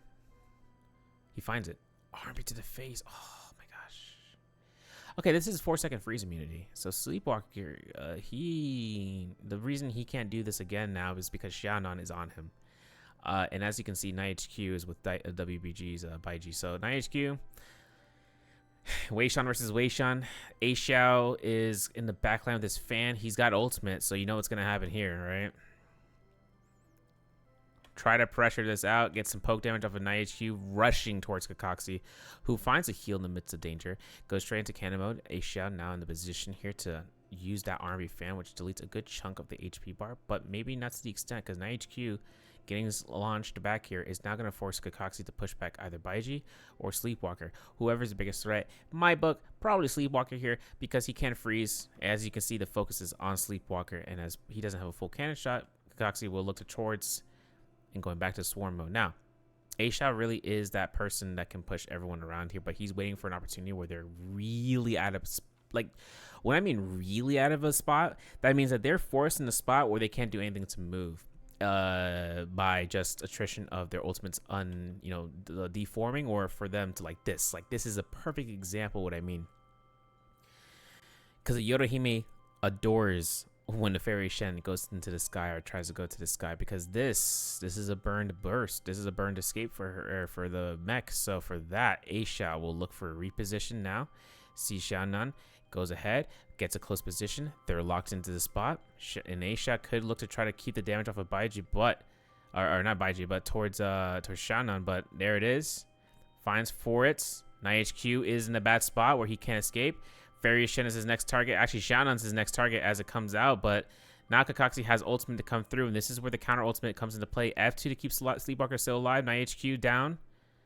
Sleepwalker caught out here, not having ultimate cast, not having any sort of escape, and now it's going to be a 2v2 here. Kakaxi has himself here, the F3 to negate the damage to be dealt with the 40% attack buff debuff, and there's the F3 clink as A Xiao looks to try to go for the soul splitter and soul shatter, I should say, and finishes them off. Very close call for WBG. I'll be honest. They were putting themselves in positions where they were able to take, they were able to take down NiHQ. But then we lose Sleepwalker, right, with Kakaxi's massive slashes coming out. But alas, comes down to the F3 from Takeda, the F3 from the Yorohime to be consumed, and then for them to win. So back into the Plume Castle. XG dies out from XLY, and a one-man ultimate comes out, catches it. And XLY just dips out. Lee has 60%. He dips out as well. As ALL tries to go for a flank around.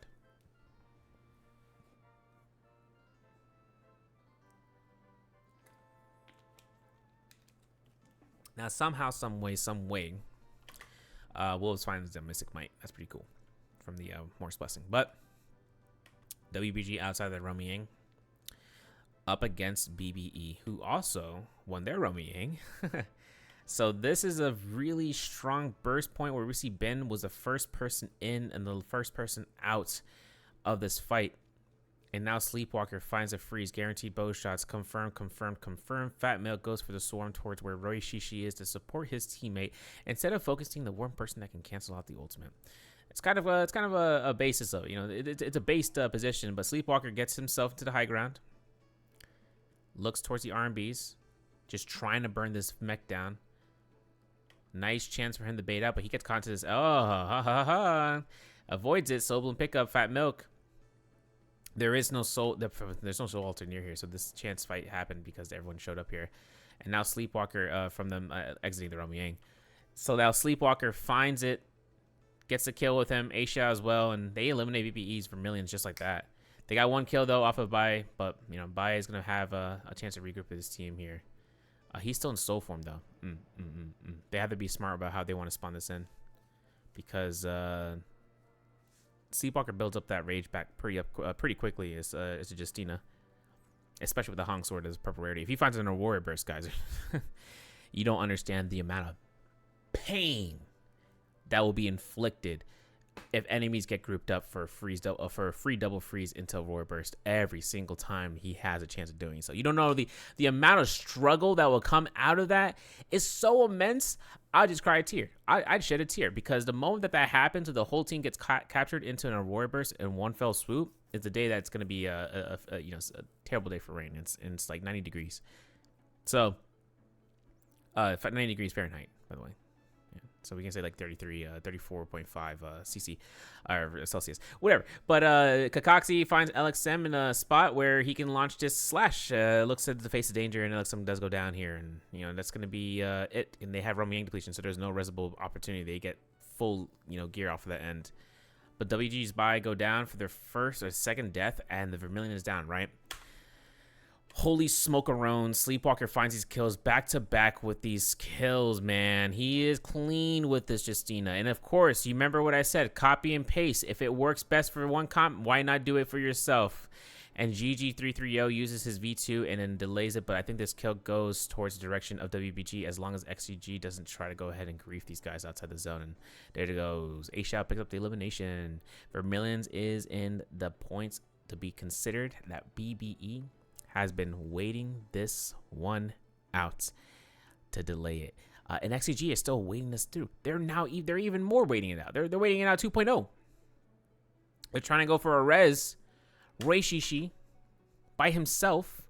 You can see NiHQ. He's like, whoa. Who that?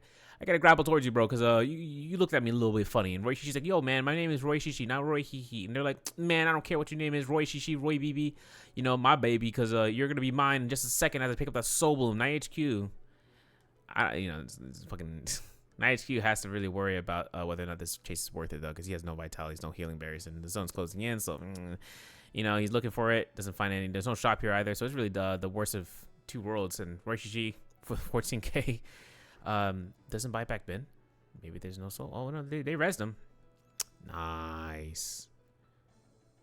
Yeah, buddy. Very quick with it and drop some money for supplies. Nice chance for BBE to come back into this round like that. But yeah, I mean, this is kind of a good basis for these guys. I think if Roishishi really wants to work towards it, he could just wait for his team to kind of like, wait out for a third party again, or just go for not for Rummy Yang, but go for, okay, never mind. Morris is a good 1,000 meters away from them. So, BBE will just rush around to the Salvation Podium. We actually see TE or a Jin Armory fight between, well, not fight, but, almost a costly engagement between JL and, JL and TE. But Wolves is out here, man. They're chilling. There's still room in that Rummy Yang, though. They have no kills, eliminations. But they're pretty high up. They're pretty high up in terms of the standings. So as it comes out, they're kind of safe from that. The XEG Kakaxi finds his finds the elimination there. And 8 eliminations for Sleepwalker, man. 53k gold, bro. 53k gold. I mean, we know that the one rebirth charm has already been used. So I mean, if any of his teammates go down, it's a costly endeavor. But WBG already, they decide not to run it as it comes out. So with that, JL wins the Rummy Yang. Hell yeah, dude. For free. Jaco Storm, though, picked up from that Morris Blessing in the north. And XCG NiHQ actually finding a use for a Rebirth Charm from, I believe, the chest. So they actually, maybe. I don't know. But Alliance, Draco Stormed, and there's a Ghastly Mist. So all of these purple hands you see on the ground, they can actually silence for 6 seconds. And that means no ability, no ultimate. Now, Lane, Draco Storm, dies a Draco Storm, or a bow shot from Lee. As Lane goes down, SS is still chasing down Lee. And OUG actually checking out J-Team as a whole. I mean, checking them out. I mean, Zem is right there. He does have Ultimate Portal. He finds it even with the V3. SS was too late, as Zem was anticipating that as a result. Crazy to me. Now JL is chasing out WBG. You know, as WBG kind of comes out here, I mean, it's a consistency effort that comes through, man. Of course, the chase comes out. Bo goes ahead, gets caught out. R&B's come out. Nice parry. Jing Yu, though, I mean, like, listen, the Draco Storm 3-minute buff is like, it's perfect. But we're going to see Lane get rezzed. You know, it's crazy because I'm thinking about the new talent glyph board and how you get 35% mitigation by being rezzed. If your teammate has that talent glyph board, so if they res you and they have that talent glyph slot enabled, that means you take only 65% of the damage. But OUG rushing out here. The carrier avoids these guys by a slim to none position that could have caused a lightning bolt through the wall, which OUG could have looked, but they hear heals. They hear heals. They heard them. They're like, yo, what are you doing? Lane's like, bro, I'm just trying to play the game. And of course, the F3 in midair, the swipe comes out. And then we see the true pain of when the carrier of the Draco Storm finds the team in the building, and Revenge has been separated from his teammates. And as Revenge is just trying to ring around the rosy against SS, I mean, SS throws the F3 and uses the lightning blast to confirm kill again for the second time in a row. SS finds it. Revenge goes down. And then Bo goes down. That's unfortunate. They were healing. They were in the building. Someone had a perked ear and like, wait a second. That's a player. I hear that heal. Or maybe a bell was struck over to the corner. Who knows? Because the radius of that bell 100 meters. So, you know, it kind of hits them into the face. It's like, oh, I did not realize that was the case. But A Shao gets his chance here. We're going to see it. He looks to try to go for some time to, you know, with his team. WBG lost by, but Bai is, you know, this is kind of tough because I really want WBG to showcase for the MVP for Justina because I know Moxie's looking towards it. I know a lot of players. I mean, I would want to see Justina as MVP, but people want to see Valda in trios. I'm like, you ain't going to see a Valda in trios. There's too much against her. There's so much against her. It kind of feels bad, man. It really is a feels bad mode. But NiHQ finds the F3. It's not going to do much for him, but, you know, it's, you know, the A for effort because now that Shu finds him, Shu's going to get the kill elimination with Godly, actually. Or not Shu, but Godly finds elimination while Shu just was there for the show, for the knockback, for the gold focus. And that was, wait, where is that? Where is that? What the? Where is this? Oh, that's under the cavern, north of the Gen Armory. Okay, I know. It's like one of those rooms. Really? Really? XCG playing for placement. I have 6 eliminations, and their Weishan is down. So I mean, you know, it is what it is. I'm okay with that. I'm not gonna frame it, but WBG, they have money. Like WBG got like the money. They got the whole spiel. And they bought that back. They bought backed by. So Bai comes back. Weishan is back, baby. But that res, a short celebration as FX is with level 3 ultimate as a Takeda. He loses all his armor, but A Shao gets his ultimate off. You see, FX could have a bit of trouble here, but the V2 comes out. He's now at full reset capability for the armor. He went from 0 armor to 1,000 armor, just like that. And Sleepwalker can't actually do anything here. His rage is down. Now the field is to play. The Justina knockback comes out. There it is. An R&B clink against his target. Misses the second dash. He gets a freeze off of ZK from Wolves, who are showing up here for a third party and putting WBG in a terrible spot. There's the kill for Wolves Exempt to get off of Bai again for part 2. And WBG A Shao is down. And I think Sleepwalker is getting chased out as a result. Cancels his ultimate to save the traces, but stays quiet. OUG, look inside the building, and if you look to your left, you can see a target. It looks like ASS does not walk in there. Wait a second, someone walked past it. There it is. Jinyu finds him, maybe. I don't know. I saw that building. No, he did not go in the building. Wait, what are you doing moving? When you scare rushing, they're going to find you, and then there it is. They're going to be an F3 coming up from SS, and Sleepwalker goes down. That's tough. It really is a panic moment of him escaping there, because I don't know if they were actually looking to that corner. But he lives, or he dies. And WBG actually are still locked in. 13 eliminations is not bad for that comp. And this is where it comes into copy and paste. I'm like, okay, 13 eliminations for a Frost comp. Now all the coaches are pulling up those binders of the photos of the maps. They're like, whoa. Let's test that, guys. And like, wait, I don't play Justina. Well, now you do. I'm a fairy Shen. I don't care. I don't care if you're a fairy Shen. I don't care if you're ranged. You're going close quarters. And he's like, all right, right. But you see the scatter shots coming out, sticking out to the wall. Crazy. Gold dual halberds. And they pick up this jade. I've seen that before. I might be able to spot it. Yes, sir. Will form hook with the dual halberd. That actually is kind of crucial. Is he picking up the jade though? Oh, he is. Okay, so add it to the list. It's gonna be a universal slash. That was quick, right?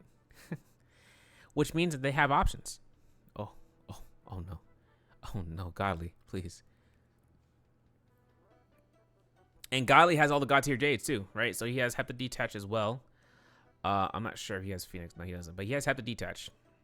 You want me to confirm it for you? If you're round 2 gamers, nope. Yep, there it is. He has Hepta detach as well. So he's currently rocking that jade, and he has now gold dual halberds.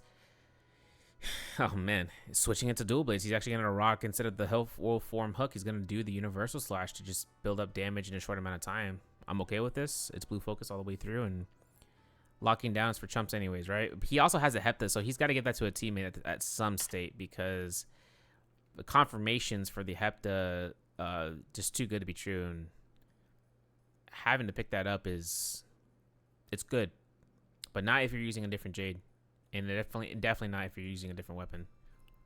But we'll see. Well, you know, it's gonna be the play-by-play for later on. SS chasing down the Kakaxi though, as OUG tries to look for it, while BBE are on the south side. I don't know that they're gonna notice a third-party attempt. I'm not sure if anyone from OUG looked to the left to see if any enemies are out there, but XG Kakaxi is in the zone.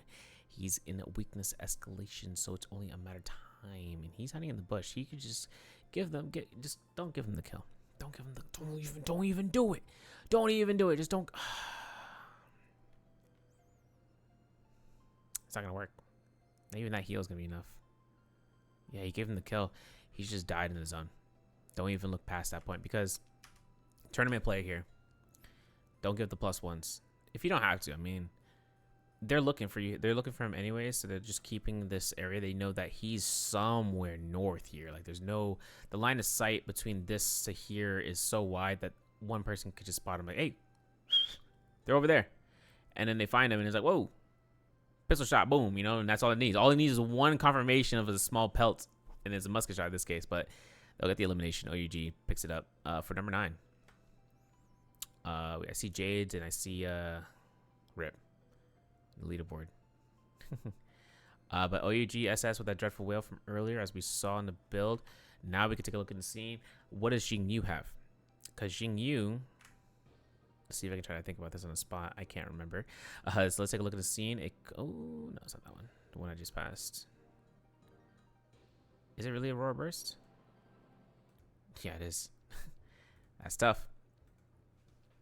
Yeah, Aurora Burst to be available like that, it's kind of extreme right now for this comp, because then OUG's SS has V3 F3, so it really double downs as a extra silence for OUG's SS not to really have to utilize ultimate so far. But I mean, it's also for Jing Yu's benefit as a Tesla, because he gets an enchant, he confirms it, and he can hold check the heck out of it for his teammate to have an F3 like SS can do, to push back his enemies, or even the Dreadful Whale,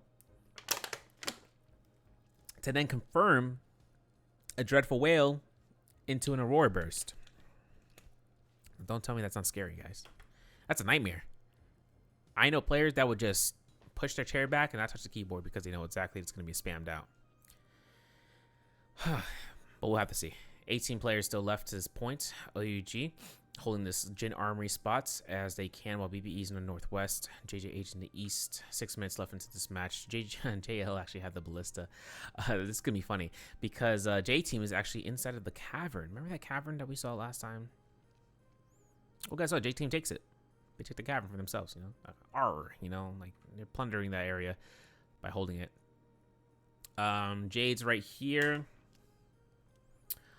For Roy Shishi for the gold jades, we're gonna take a look at the scene really fast. I'm trying to be lickety split with it. I'm getting good at this.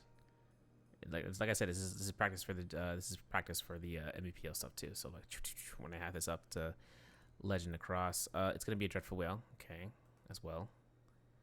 No, it's not dreadful whale. Definitely not dreadful whale. The heck is that?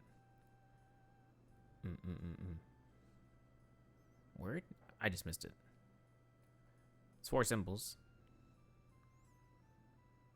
Oh, it's really? Okay. It's no, it's not even that. I just passed this right there. Yeah, it is dreadful whale. Okay, so it is dreadful whale. So he does have dreadful whale.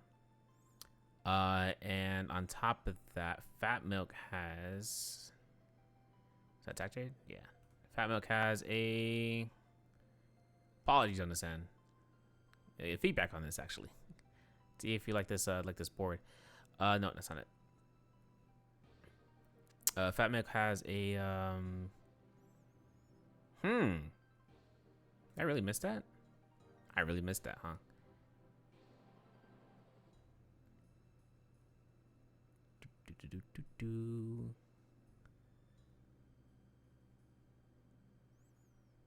Wow, I actually am missing it. Wait, there's no way. Am I just that blind? Yeah, I am that blind, huh? That's crazy. It's an attack shade, so it's not really anything kind of like difficult to find. It's gonna be a Merciless Havoc. Okay. I'm being dumb. Sorry, guys. Apologies on the delay. I don't even have to look, man. I just had to press play for 1 more second. That's crazy. Well, Fat Milk gets himself a chance of actually rocking that Jade. As the staff comes out here. But they are gonna eat Ballista shots if they're not careful. The Scorch from a burn from a Ballista does lots of work towards supplies. But the advanced heal for Ben is good. He's got 5-9. Armor swap coming out there, as you saw. Wolf said K. We might as well just wait this out and see what they got, because that's usually the basis of it. I mean, we could check right now really fast, because now I'm not missing any marks. It's gonna be a Phoenix Blast for Woz's EG, but he doesn't have Hep to detach. No, this is one of the Octaslash blade, or I mean, not stanchion. It's one of the dual blades. Yeah, not Octaslash. Not Wolf Form. It is Wolf Form Hook. Okay, so that's gonna be the case scenario for that. And then for Zem, you know, it's really up to him how he's gonna be rocking. But that Phoenix Blast from EG from that case on, that's why he's doing a longsword. Should be doing work. And I think ZK actually has, if I'm not mistaken, that is something we'll find out later. Maybe it's Razor Swift, because usually players pick up the Razor Swift and not have a spear for it. But Godly uses the Universal Slash that we spotted earlier. Good point for him too. Like I said, it's really range blue focuses that you can use off of it, and it's really for extension of blues, or extension for poke. But as the cannon shots come back to back, OUG finds the pinnacle of Gen Armory as their domain, and the Roar burst to deny range shots. OUG with 9 kills, JL with 9 kills, as the remaining parties into this game. Now, unless BBE and Wolves end up getting all the remaining eliminations, then WBG shouldn't pick up a MVP like that, right? Maybe. We'll have to see. I don't think so. I think the multipliers are too high to handle for final scoring for those peeps. But we will see how J-Team hides out. Look at J-Team over the north, bro. They're chilling out. They don't want to be offensive. Why would they want to be offensive? Why are they burning resources, they say? But it's funny because as J-Team hides out, you know, BBE Ben being in the top north position of the Gen Armory. Ooh, those swarm shots almost hit J-Team. That was close. FX finds a recluse, spot to recluse himself into, as it comes out for the teams to really find some target that's left behind. This is it. SS is actually low. Actually, OUG have no armor. As a result, V3 ain't gonna do much against an army from TXJ. Out of that slap from a pole sword, and FX goes through. OUG finds the res inside of the bin, and that, my friends, is the end for OUG's SS again, part 2, because of the burn and the rupture gale load from the cannon. That's a really easy spot to actually. That's I'm not gonna say it's a terrible spot, but it's definitely a spot. Because everyone can technically see when that port happens, and then they can start canning the heck out of that bin. No pun intended. But Godly gets into cannon mode. Shot. I can see a sprint band coming out here from a crossbow as Godly gets pelted with it, as well as with the crossbow Jade. to be combined with Poison Splash or Poison Bolt or you know what I'm talking about. The amount of DPS coming out from that can be immense, and as well as just dodging banning characters that can't shift to have to use F abilities if they have to. But JJH closing in, 2 minutes left. FX gets his F1 out here, goes into full Flamebringer shotgun mode, and he falls down, but he gets back up. He's actually doing parkour, and he's holding down this this bin. You know, we're gonna call it the furnace to earn to hold it off to this corner. Now, as these guys have to worry about Godly's Yorihime ultimate, not so much, because this is a counter ult from Temi to push him around. And as Wolf ZK gets caught into the enchant, he's got his teammate to heal him. He's got his teammate to back him up with an F3 in case anything. He has a full Takeda ultimate still. So he could just use this to push back and then heal back as well, because once you use Takeda V3, you're at 100%. Or to 100% to 0 when you activate it. So he's got to use it to either heal or prey upon somebody who closes themselves in. He still got it. I think 10 seconds left, right? So yeah, ZK is going to be burning these off against BBE. And look at the pressure. Then there's number 2. He's looking for number 3. He can't get it. I think it's on cooldown now. Yep, as he's building up rage again. So Godly going to be going ahead into cannon mode. And as Fat Milk goes for a beacon drop as well to the distance, you can see a Kurumi ult popped in for OUG to find a chance to sanctuary the Sacred Circle. But another circle coming out here for J-Team inside of the Jin Armory underneath the urn, the bin. And of course, Godly still in the mech form, still holding it out here. Having the time to build up rage for Moran is massive, because they're going to need another beacon here to be ready. I need another glass of milk because I'm drinking and I'm building up. But Roishishi finds Shu 1, eliminated. ZK finds Ben, eliminated him as well. And as ZK heals up into the corner, he's going to have cannon here just for the Rupture Guild Orb effect. Even though it's common rarity, he's just going to be pocketing this out. TXJ finds a kill off of Reishishi. ZK finds a kill off of Fat Milk. And of course, FX is just rocking around the Christmas tree with the grapples into his R&Bs. And then JL's VVV goes for the Aurora Burst to deny anybody, and I mean anybody, from reaching to the top of the tower. So unless they get a massive parry here, that's the case. ZK finds another ultimate ready to go here. He gets it going, catches you in the rubber band into malicious havoc. That kill steal is available for Wolves' EG to get and confirm, and that's going to be the final fights between JL and FX and Wolves. But it looks like this kill coming out from FX, or this pushback from FX, was too major to count for, and he's pushing himself even further beyond his region of despair, as Wolves grabs 1, 2, 3 kills, 4 kills. J-Team Money putting the pressure through to the last circle as well, but JJH comes out with Godly, the sole survivor. What a man! He's like, huh, that was easy. But I honestly think TE won that, or not TE. I think JL won that one, because JL had like around 13 eliminations at the end. Right at the end, JL had like around 13. They could have grabbed and they didn't grab 14, but they did get the MVP, and that's all it's worth.